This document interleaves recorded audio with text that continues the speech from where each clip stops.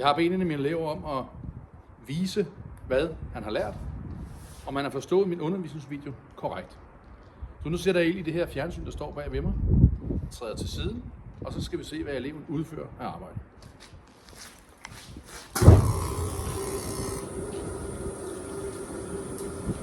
Det brænder!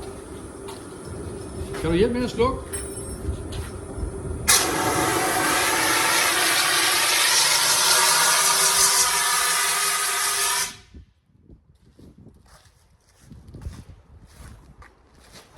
Branden er slukket, og gå du bare herover.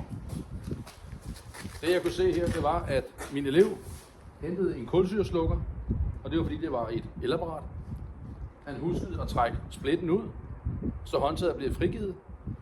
Han rettede røret direkte imod det brændende materiale, trykkede på kulsyreslukkeren, og branden blev slukket hurtigt. Så stort tillykke. Tak, du har bestået.